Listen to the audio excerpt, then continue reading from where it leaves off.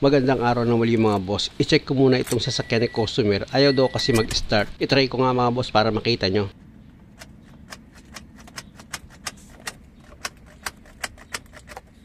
Ayaw nga. Nasabi sa akin ni customer, malakas naman daw yung busina niya. Kaya sabi ko, sa starter yan. Starter eh. Starter? Oo. Ba't di ko tinulak nyo? Oo, gusto nga yan. Mandar naman. Sabi ko kasi sa kanya, tulak lang yan, under eh.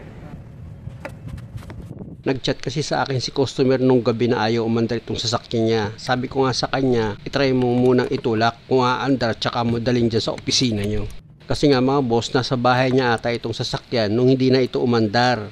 Kung alas 10 na ng gabi, nagpayo ako sa kanya, kumuha siya ng tao niya kahit dalawa lang para itulak itong sasakyan niya. Pag umandar yan, possible niyan starter ang problema. Kung ganito yung sasakyan nyo mga boss at tatanggalin nyo itong starter, meron lang naman yan 2 bolt na number 14 dito sa ibabaw isa, tapos iilalim ako dyan meron pang 1 bolt na tatanggalin kayo. Kung mabababa itong sasakyan ni customer mga boss, ang ginawa ko dyan, iginak ko na lang para hindi ako mahirapan para matanggal ko itong bolt dito sa starter. Ayan mga boss yung tinatanggal ko. Number 14 din naman yung bolt mga boss. Tapos pag natanggal mo na yan, balik ka ulit dito sa ibabaw ng sasakyan mo. Dahil sa natanggal ko na itong 1 wire dito sa starter, yung socket wire naman natatanggalin nyo. Pag nabunot nyo yung socket wire mga boss, sa ibaba nyo na lang ipadaan itong starter pag tinanggal nyo. Kasi dito sa ibabaw medyo masikip. Ito na mga boss, natanggal ko na. Pag ganito mga boss, dadalhin ko yan ulit sa kabrader ko na electrician.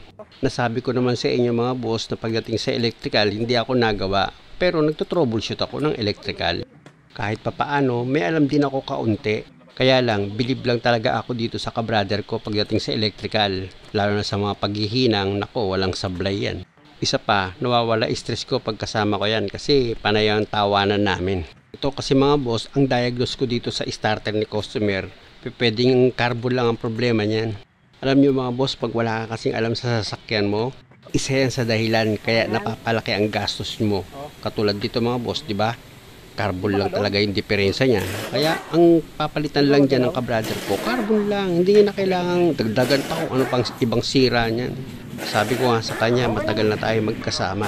Naging ugali na natin kung anong sira ng sasakyan, yun lang ang papalitan natin. Kaya nga pag may mga problema akong electrical, sa kanya ko talaga dinadala dahil nakakasigurado ako na magiging tapat siya sa paghatol. Kaya ako naman ito nasasabi mga boss dahil nga sa naging experience ko na yan sa mga customer na nagre-reklamo sa mga problemang naging sira nila sa mga electrical problem gaya ng starter, alternator, etc. Tandaan nyo lang, mag-iingat talaga kayo. Sa dami ng mga customer na nakaharap ko, nanghihinayang talaga ako sa pera na ginastos nila.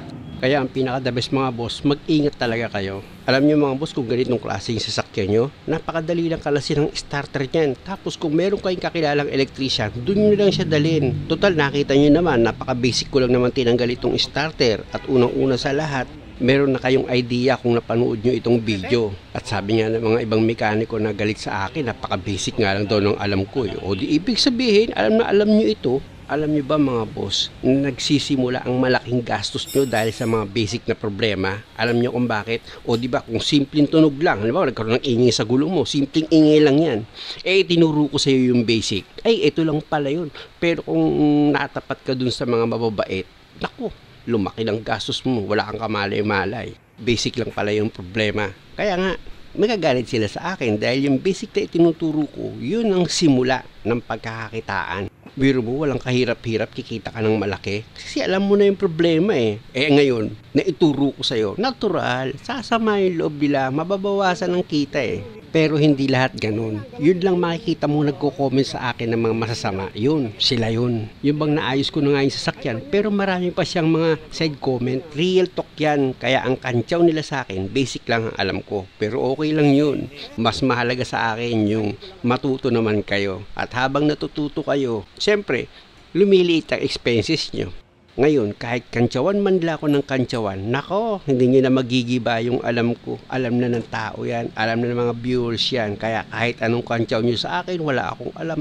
Tanggap ko yun, mas okay nga yun Kaya nga, dirt, tungtungan lang ng mga paa ng mga nagmamataas na tao. Bible speaking mga boss, sa Biblia ko kinuha yung pangalang dirt mechanic. Dirt Soil, lupa, mekaniko. Yun, doon ko nakuha yan. Di ba tayong mga tao nagmula sa lupa or sa alabok? Kaya tinawag ko yung mekanikong nagmula sa lupa. Dirt mechanic. Ganun-ganun lang mga boss, napalitan na ng carbon itong starter ni customer. Kaya kung makikita nyo, ikinakabit ko na yan. Dito kayo sa ilalim magsisimula mga boss pag inilagay nyo itong starter, tapos ilagay nyo na itong bolt nya na number 14. Ipakapit nyo muna yan dito sa thread nya. Pero wag nyo munang ipapanel yung higpit. Balik ka muna dito sa ibabaw ng makina mo. Ilagay mo muna yung isang bolt dyan na number 14 pa. Ayan mga boss yung ilalagay ko. Ayan, ikabit mo muna yan, ipakapit mo muna siya sa thread nya, tapos ayan na muna yung unahin mong hihigpitan mga bossing. I-final mo na yung higpit dyan. At pag okay na yung pagkakahigpit mo, maskip na. O balik ka ngayon ulit dito sa ilalim ng sasakyan mo. Tsaka mo ngayon, i-final na yung higpit ng bolt dito sa starter. Ayan na yung pangalawang bolt na huli, nahihigpitan mo. Yan.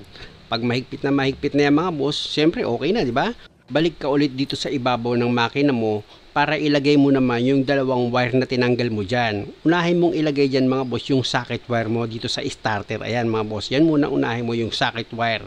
Tapos isunod mo yung isa pang wire. Ayan mga boss, meron niyang nut na number 12. Yan lang dalawang wire na yan ang tinanggal ko sa starter mga boss. O di ba napakadali lang pag nailagay mo na itong nut tsaka mo yung sa gamitan ng box rest mo na number 12, higpitan mo na yan ng maayos. Pag okay na yung pagkakahigpit dyan, o di tapos ka na sa trabaho mo. Kaya kung may problema yung starter mo, ikaw na yung magkalas, makakatipid ka, tapos dali mo lang sa kakilala mo na trusted na electrician. At paalala ko nga pala sa inyo mga boss, every time magkakalas kayo ng starter, alternator, mas mabuti tanggalin nyo yung negative wire dito sa terminal ng battery nyo para mas safe, para hindi kayo kakaba-kaba. At pag okay na, o pwede na natin testingin itong sasakyan na pinagawa ko ng starter. Siyempre naman mga boss, pag pina-start nyo itong sasakyan, dapat dala-dala nyo yung susi. Joke. Sige, start ko na nga itong sasakyan mga boss para malaman natin kung okay na yung pagkaka-diagnose ko na carbon lang ang problema nitong starter ni customer. O diba, okay na siya. One click nang in-start ko. Switch off ko ulit itong makina tapos i-start ko yan ulit. Baka kasi tsamba lang. Nakita nyo naman mga boss, okay na itong starter nya. Pati yung starting nya dito sa makina, okay din, walang problema, one click. Muli mga boss, maraming salamat sa panonood. Sana sa bawat video na ginagawa ko, nakakakuha kayo ng idea. At kung maaari, huwag nyo naman sanang kalimutang mag-subscribe sa channel ko. Maraming salamat.